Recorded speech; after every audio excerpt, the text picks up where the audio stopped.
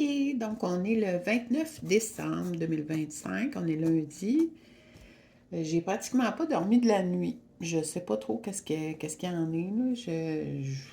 Je, je comprends pas. J'ai presque pas dormi de la nuit. Fait que donc, je me suis forcée à me lever quand même à 10 heures. Fait que j'ai peut-être dormi, mettons, 2 heures. Puis, c'est ça. Fait que donc là, la première chose que j'ai faite, c'est ouvrir mon ordinateur. Parce que là, ça fait une semaine que je suis plus ou moins en congé. Mais d'habitude, j'ai un rythme extrêmement rapide, là. J'ai 2 boulots, puis beaucoup de responsabilités. Fait que donc, c'est comme, à un moment donné, j'ai été obligée à plusieurs reprises de me rappeler. Tu es en congé, Caro. Il faut que tu te reposes parce que c'est important, tu travailles fort. Puis il faut à un moment que tu refasses tes forces. Puis des fois, je veux dire, je pense que j'ai tendance à me passer en dernier. Donc, c'est ça. Je me force à profiter de mon temps de repos. En fait, je vous avoue, je suis en presque réclusion, dans le sens que c'est très méditatif, cette période-là que je passe en ce moment depuis une semaine. Je suis chez moi, je ne sors presque pas. Je médite beaucoup, je pense à beaucoup de choses de ma vie. Il y a des bulles qui remontent à ma conscience, puis j'essaie d'éliminer tout ça. Donc, je pense que c'est une période de grand nettoyage. Je suis contente d'avoir eu de l'expérience plus jeune là-dedans, dans la grande solitude qui amène au grand nettoyage. Je sais que c'est très salvateur, mais ça vient avec certaines difficultés. Puis les certaines difficultés, on essaye de faire avec puis de les comprendre pour les éliminer. Donc, aujourd'hui, je m'en allais travailler comme une éberluée, là. Vroom, faut que j'aille travailler, faut que j'aille travailler, faut que j'aille travailler. Puis c'est ça, fait que donc, finalement, je me suis dit, ça n'a pas d'allure ton affaire. T'es pas en congé, toi. Donc, c'est ça, fait que je me force à rester en congé. Bon, OK. Fait que donc, c'est ce qui me fait beaucoup, beaucoup plaisir depuis quelques jours avec ce congé, c'est que je peux me connecter aux cartes, ça me fait du bien, puis je fais des petites vidéos, puis je fais des tests, puis c'est super, je suis vraiment contente.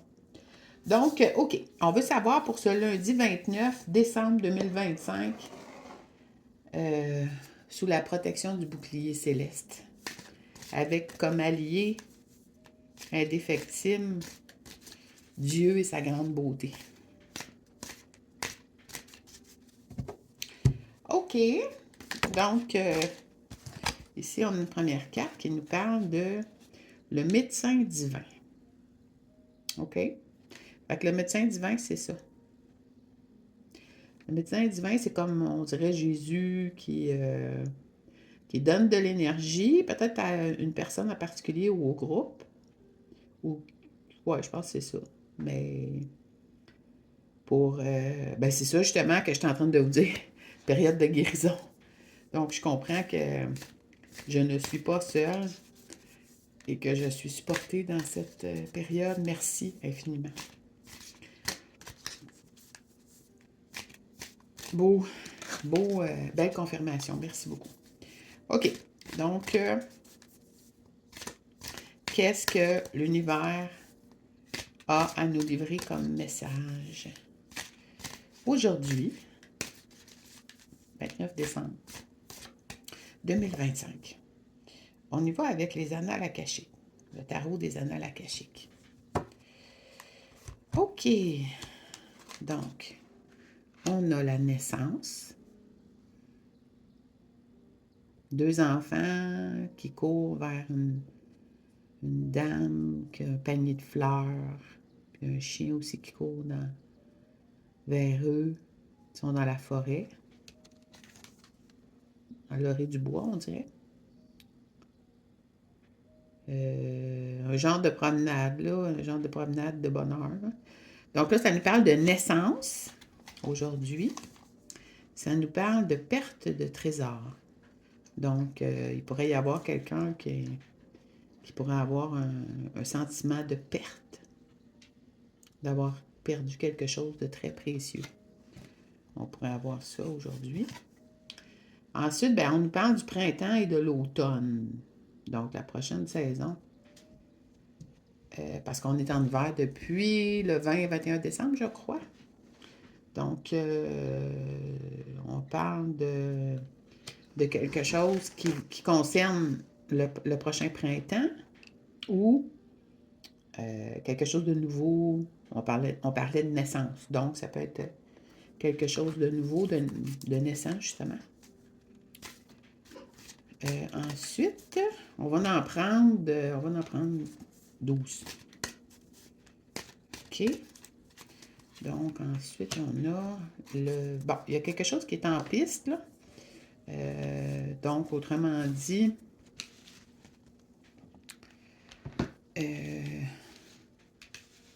OK, là, on ne sait pas encore, là, mais bon.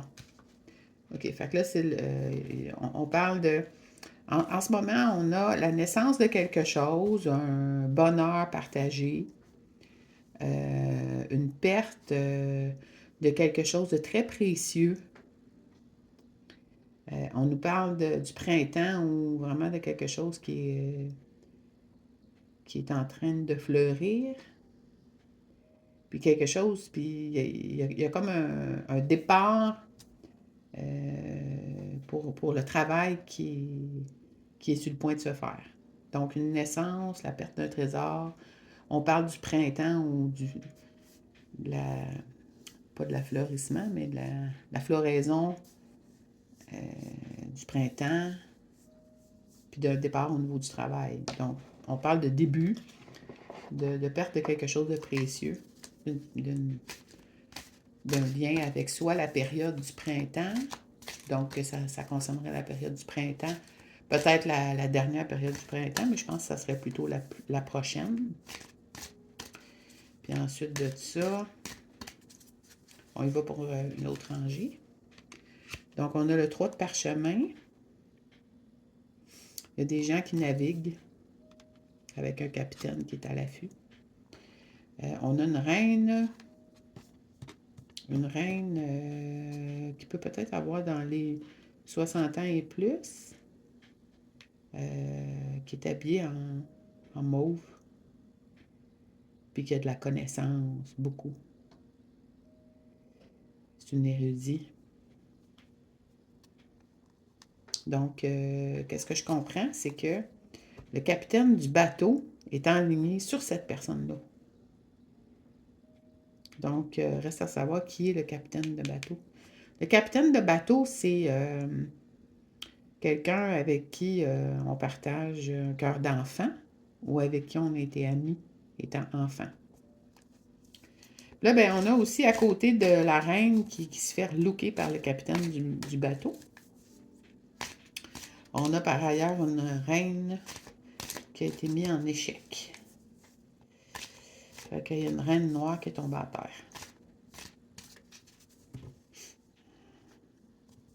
Ensuite, puis ça, c'est sur le printemps. Ou le dernier automne aussi, peut-être. Il y a l'éclairage divin qui permet de donner le courage nécessaire. Ensuite, on a le 8 de clés, qui est le maître artisan, qui confie, qui enseigne ses méthodes. On a l'architecte du temps d'Égypte qui pointe vers la justice, l'équilibre, et le roi des forces. Mais c'est ça, le roi des forces, on ne sait pas c'est qui. C'est quelqu'un qui est protégé, en tout cas, par le divin.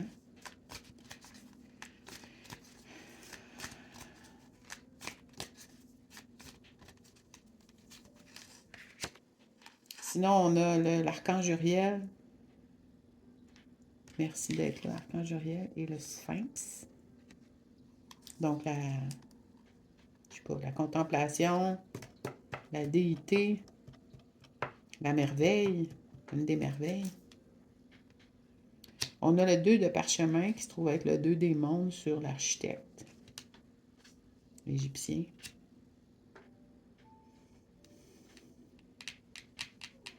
Qui est aligné vers le bureau d'avocat. Puis on a sur le bureau d'avocat, justement, l'archange Raphaël. Bonjour Raphaël. Et sur le roi des forces, finalement, on a le roi des clés. Donc on a 2 rois avec des connaissances inspirées de l'Arche d'Alliance. Des connaissances d'initiés. Donc ça se termine par le roi des clés. Le roi de clés sur le roi de force. Donc, il y a 2 rois ici. On a l'archange Raphaël qui donne sa bénédiction au niveau du bureau d'avocat, où il y a de la stratégie qui est faite, et où on a renversé la reine mère. C'est le 5 de parchemin, c'est elle qui a été renversée. Mais le divin la protégeait, de sorte qu'elle n'est pas disparue. Mais elle a été projetée dans un autre monde où ce qui importe d'abord, c'est le bureau d'avocat, on dirait. Puis elle a travaillé fort, il y a des choses qui sont en construction. Il y a au moins 2 archanges qui se sont présentés avec nous. Il y a le divin aussi qui s'est présenté. 2 rois. Donc, ça nous dit quoi, là? Ça nous dit qu'il y a un bonheur entre deux enfants ou deux enfants intérieurs, une fillette et un garçonnet, qui, au travers du temps, se sont peut-être emmêlés les pinceaux. Il est question de travail, puis de capitaine de bateau qui relook la reine de parchemin qui a été mise échec et mat, mais protégée. Il y a des choses en construction. Il y a une belle jeune fille très travaillante qui a ramassé, puis qui se nettoie spirituellement en ce moment avec l'aide de Raphaël. Puis au bout de ça, ben c'est ça, on a 2 rois, le roi de clés et le roi de force. OK, on va essayer d'aller chercher des précisions sur quelle est cette guidance. Je pense que on ne devrait pas continuer avec ceux-là. On va en prendre d'autres. Donc, on va y aller avec les animaux divins.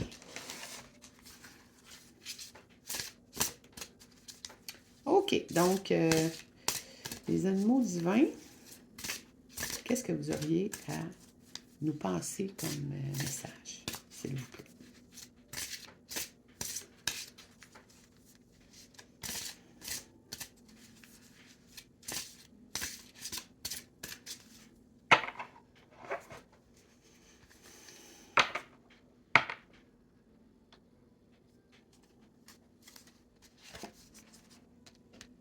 Ganesh, je te salue. Bedawang Nala, la tortue qui porte le monde. Les sirènes de Grèce. OK? Donc, c'est ça. Maintenant, on a Ganesh qui s'est rajouté. Oh. Puis le requin qui était là déjà hier. Ça, c'est un requin protecteur des îles Fidji. Puis ça, c'est le corbeau amérindien, porteur de messages divins. Puis Pégase. Donc, ça c'est des cartes qui sont sorties hier. Donc, sauf Ganesh. Ganesh n'était pas sorti hier. Mais c'est ça, Ganesh. J'ai un faible pour cette divinité-là. Sirène, j'aime ça les sirènes, mais la façon qu'ils sont décrites dans le livre pour les animaux sirènes Grèce, c'est un peu perturbant. Là. C'est comme les sirènes sont nécessairement conduisent à la mort. Tu sais, c'est comme c'est plate. Puis Bedawang Nala de Bali, ben celle-là, c'est la tortue du monde. Porte le monde du son d'eau, quelque chose comme ça. La tortue de la création. Puis Ganesh. Donc, je vais aller vérifier un peu, là. Je vais aller lire un petit peu sur ces trois animaux-là. Donc, je suis allée quand même lire un peu sur Ganesh. Ganesh, semble-t-il que c'est une des divinités les plus vénérées en Inde. 4 bras, avec une grande puissance pour dépasser les difficultés. Ensuite, qui peut inspirer. Benawang Nala a été créé par le serpent Antagogue. Puis c'est ça. Donc, autrement dit, c'est toute créature vivante passe par elle. Vient d'elle. Elle donne naissance à tout. Puis sur sa coque, il y a le toit du monde souterrain. Un monde riche et pas tout découvert.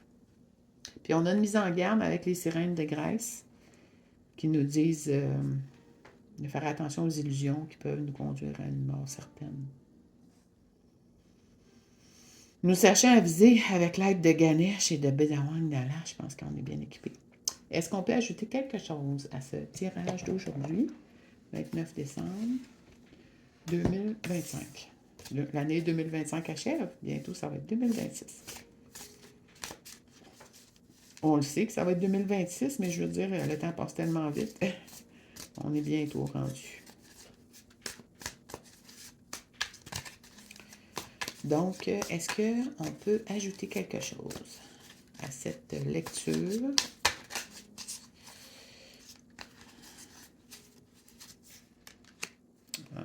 Il y a une transformation. Il y a beaucoup d'émotions, puis ça nous parle d'eau, des profondeurs. Donc, autrement dit, ça va bien avec Bedawang Nala. Puis on a de l'argent qui coule, qui se déverse, là. Fait que c'est super.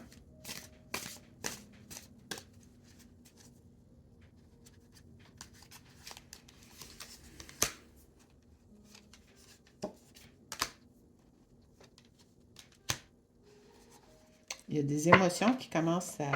Il y a quelqu'un qui pense à quelqu'un. Il y a un page de couple qui a des idées romanesques. Puis il y a beaucoup de travail, puis peut-être de combat, ou d'agilité demandée. Du travail d'équipe aussi. Donc, il y a beaucoup d'activités sur le jugement. Puis ensuite, c'est ça. On a un romantique qui se déclare, mais on ne sait pas exactement quoi. Puis ensuite, on a travail d'équipe à 3 personnes. Donc, le travail est en route.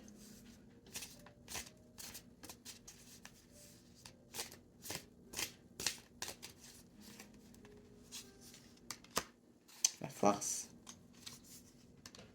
Le cavalier de coupe. Et le roi de coupe, OK. Bon. Fait que... il y a une femme forte ici, là, qui domine la situation avec élégance. Il y a un chevalier de coupe et un roi de coupe. Donc, je pense que c'est 2 personnes différentes.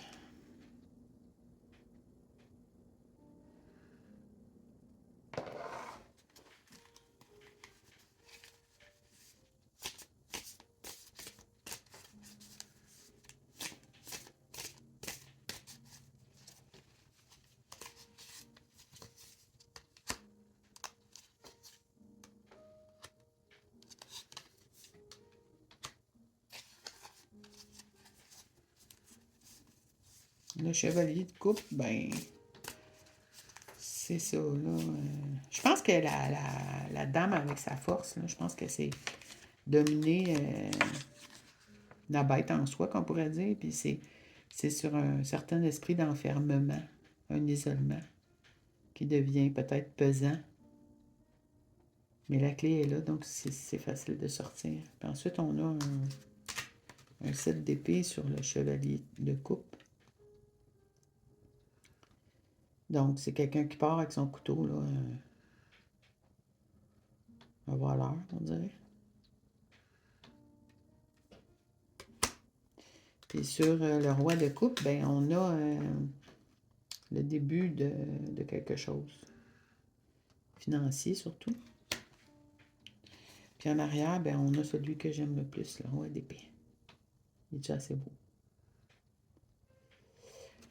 Ouais. Puis on a à côté la reine d'épée. My God.